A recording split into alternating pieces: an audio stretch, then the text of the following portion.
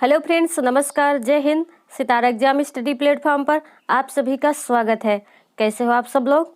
I hope आप अच्छे होंगे, स्वस्थ होंगे, मस्त होंगे और आपकी तैयारी अच्छी चल रही होगी। फ्रेंड्स, ईवीएस के क्वेश्चंस को हम शामिल करेंगे इस वीडियो के अंदर। तो जिन लोगों ने अभी तक चैनल को सब्सक्राइब नहीं किया है तो सब्सक्राइब कर लीजिए, लाइक कर दीजिए वीडियो को और शेयर भी कर दीजिए। प्रीवियस ईयर के आए हुए क्वेश्चंस भी आपको देखने को मिलेंगे। तो फ्रेंड्स, स्टार्ट करते हैं अपने सेशन को। फर्स्ट क्वेश्चन आपकी स्क्रीन पर है। निम्नलिखित कथनों को ध्यान से पढ़िए। कथन पहला है, ईवीएस पाठ्यक्रम को 6 थीम में बांटा गया है। पानी, आपसी संबंध, यातायात, आवास एवं वस्तुएं कैसे काम करती हैं। कथन दूसरा कह रहा है, ईवीएस के थीम बच्चों के जीवन के बहुत करीब है। ऑप्शन है पहला, कथन पहला गलत एवं कथन दूसरा सही है। दूसरा, दोनों कथन पहला एवं दूसरा कथन सही है। तीसरा, दोनों कथन पहला एवं दूसरा कथन गलत है। और चौथा, कथन पहला सही है और कथन दूसरा गलत है। तो इस क्वेश्चन का राइट आंसर है आपका ऑप्शन दूसरा, दोनों कथन पहला एवं दूसरा कथन दोनों सही है। क्योंकि ईवीएस पाठ्यक्रम को 6 थीम में बांटा गया है। पानी, आपसी संबंध, यातायात, आवास एवं वस्तुएं कैसे काम करती हैं और भोजन, जो बच्चों के जीवन के बहुत करीब है। अगला क्वेश्चन है, पक्षियों का अध्ययन करने वालों ने यह प्रेक्षण किया है कि पक्षियों की एक विशेष प्रजाति में नर पक्षी अपने अपने घोंसले बनाते हैं। मादा पक्षी उन सभी घोंसलों को देखती है, उनमें से जो उसे सबसे अच्छा लगता है उसमें ही वह अंडे देने का निश्चय करती है। इस पक्षी का नाम है, क्या नाम है? शकरखोरा, दर्जन चिड़िया, बीवर पक्षी या कलचिड़ी। तो इस क्वेश्चन का राइट आंसर है ऑप्शन तीसरा, बीवर पक्षी। जो बीवर पक्षी होता है वो अपना घोंसला बनाता है और मादा चिड़िया को अगर पसंद आता है तो वह अपने अंडे उसमें देती है। नेक्स्ट क्वेश्चन है, घटपर्णी पौधा यानी नेपेंथिस के बारे में दिया है। पहला, कीड़े मकोड़ों को आकर्षित करने के लिए उच्च तारत्व की ध्वनियाँ निकालता है। दूसरा, का मुंह छोटी छोटी कांटियों से ढका रहता है। तीसरा, भारत में नहीं पाया जाता। और चौथा, मेंढकों, कीड़े मकोड़ों और चूहों को चालाकी से फंसाकर खा जाता है। तो इस क्वेश्चन का राइट आंसर है ऑप्शन चौथा, मेंढकों, कीड़े मकोड़ों और चूहों को चालाकी से फंसाकर खा जाता है। ये घटपर्णी पौधा होता है जो मांसाहारी पौधा होता है।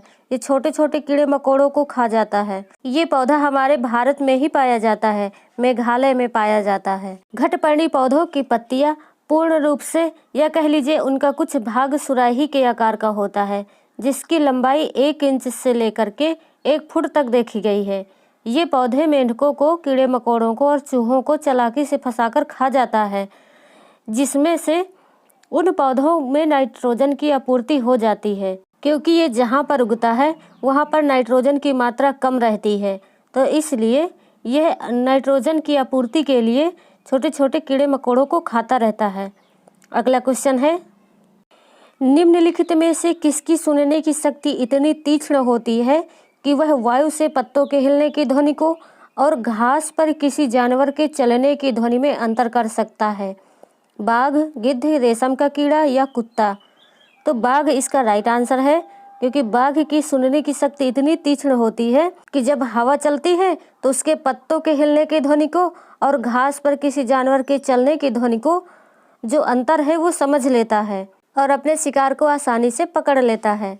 नेक्स्ट क्वेश्चन है, नीचे दिए गए सभी जानवरों में से निम्नलिखित में से कौन सी विशेषता पाई जाती है? छिपकली, गौरैया, कछुआ या सांप में? पहला है, वे अंडे देते हैं। दूसरा, वे जहरीले होते हैं। तीसरा, वह भूमि एवं जल दोनों में रह सकते हैं। और चौथा, उनके शरीर शल्क से ढके होते हैं। तो छिपकली, गौरैया और सांप में ऐसे कौन सी विशेषता पाई जाती है? ये सभी अंडे देते हैं। ऑप्शन पहला आपका राइट आंसर है। अगला है, इस पौधे में पत्तियां हैं जिन्हें सब्जी की तरह प्रयोग में लाया जाता है। इनके बीजों से तेल प्राप्त किया जाता है। यह पौधा है, पालक है, नारियल है, बंद गोभी है या सरसों है? तो सरसों होगा। सरसों है। सरसों में पत्तियां होती हैं जिन्हें सब्जी की तरह प्रयोग में लाया जाता है और इसके बीजों से तेल भी निकाला जाता है जो सब्जी बनाने के काम आता है। और सरसों के तेल से खाने की कई प्रकार की चीज़ें भी बनाई जाती हैं। अगला क्वेश्चन है, निम्नलिखित पक्षियों में से कौन सा पक्षी काफ़ी हद तक अपनी गर्दन को पीछे तक घुमा सकता है? उल्लू, कौवा, कोयल या मैना? तो इसका राइट आंसर है ऑप्शन पहला उल्लू। उल्लू ऐसा पक्षी है जो काफ़ी हद तक अपनी गर्दन को पीछे तक घुमा सकता है। नेक्स्ट क्वेश्चन है, हाथियों के विषय में नीचे दिया गया कौन सा कथन सही है? पहला, वयस्क हाथी एक दिन में 2 क्विंटल से भी अधिक पत्तियां और झाड़ियां खा सकता है। दूसरा, 3 महीने के हाथी के बच्चे का भार यानी वजन सामान्यतः लगभग 2 क्विंटल होता है। तीसरा, हाथी दिन में 8 से 10 घंटे सोते हैं।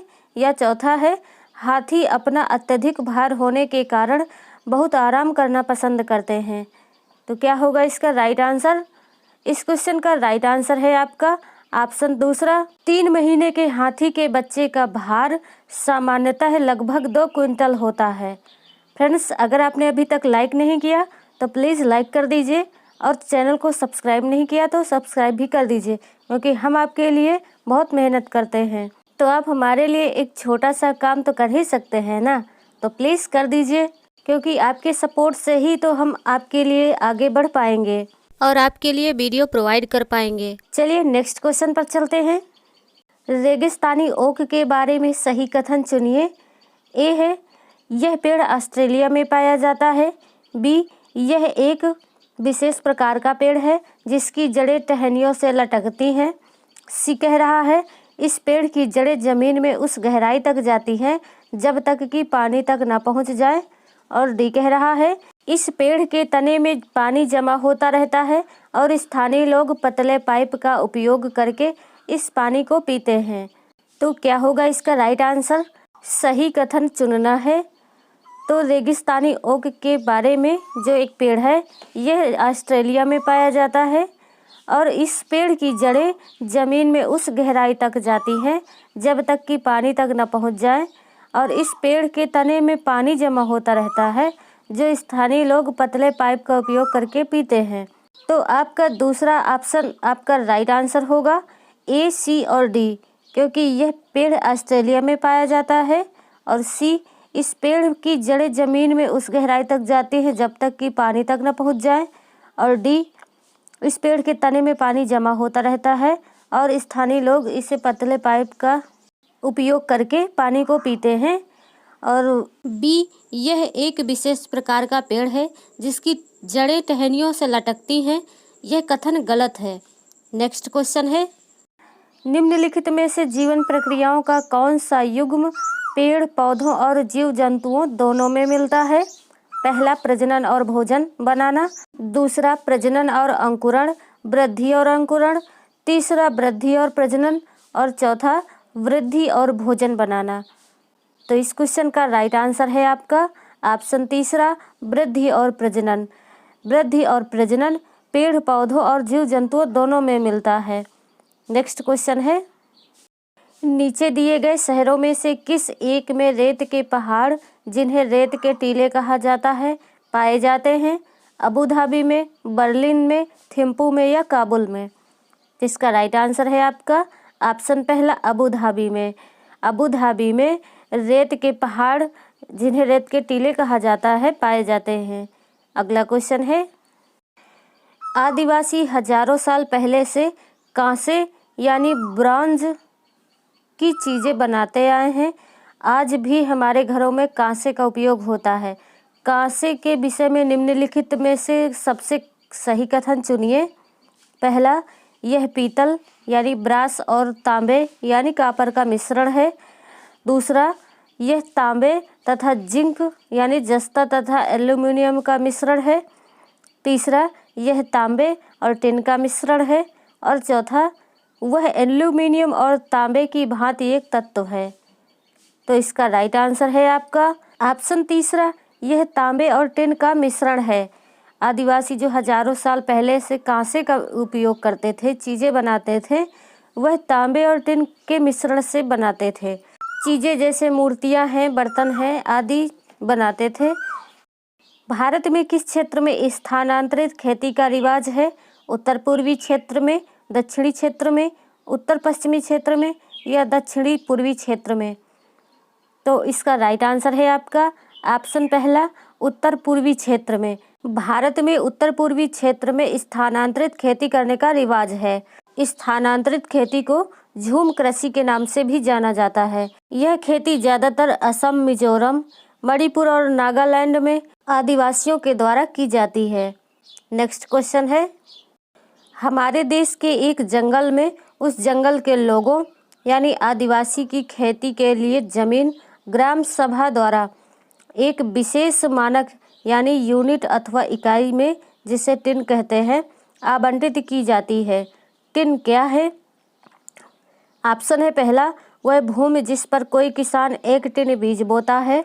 दूसरा, वह भूमि जिससे कोई किसान 1 टिन बीज उत्पन्न करता है।